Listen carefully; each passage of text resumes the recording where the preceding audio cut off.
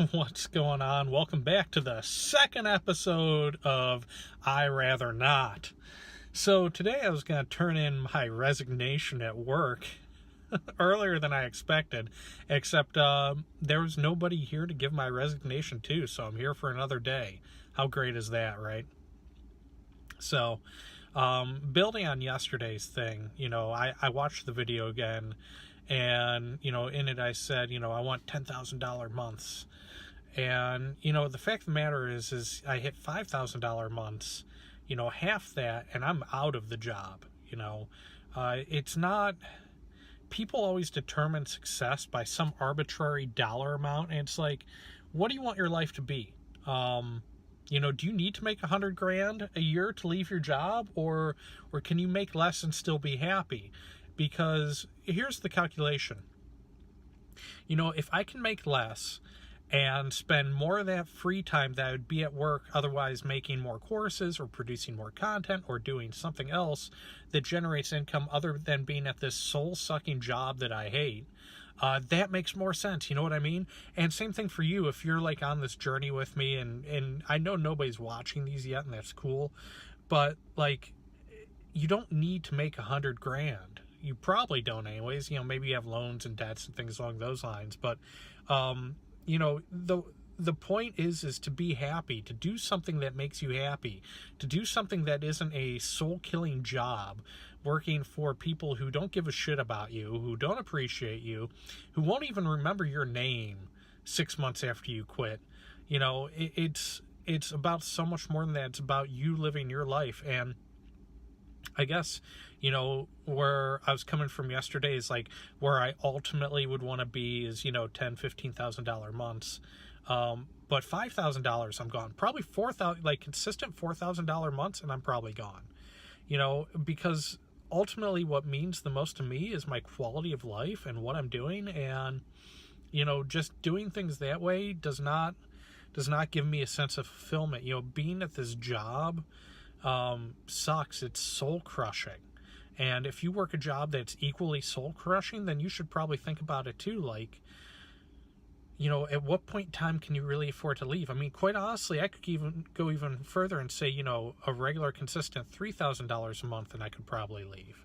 So, do you need to make that $10,000? Do you need to make $100,000 a year to leave whatever job you're in?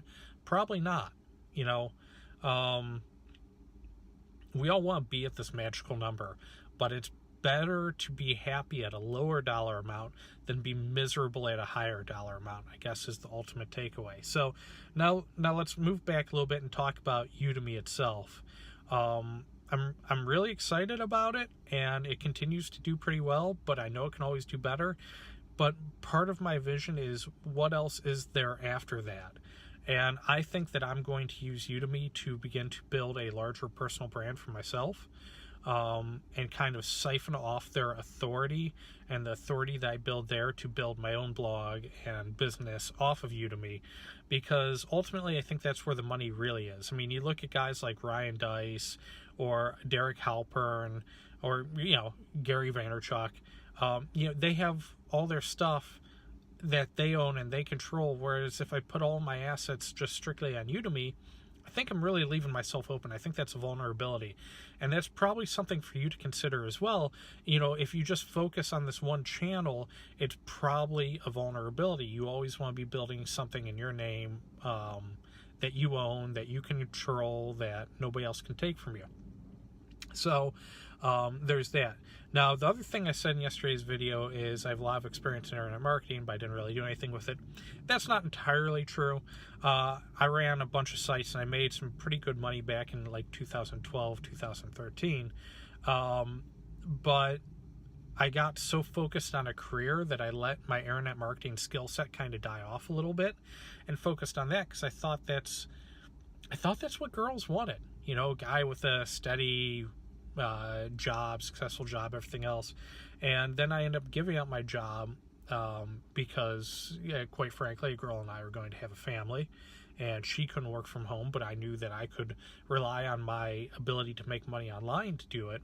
And then it turned out to be that's not what she really wanted. So, I guess it's just a little bit more background on me. Like, when I said that I didn't really do anything with internet marketing, that really wasn't true. I mean, it was true, but it wasn't, I didn't portray the information correctly. I have had a lot of success with it, but I let it die off in recent years because I was living my life for somebody else. And I'm not going to do that anymore. And, that's another thing for you to think about for yourself too. Like, are you living your life for somebody else? Are you stuck in this job you hate for somebody else?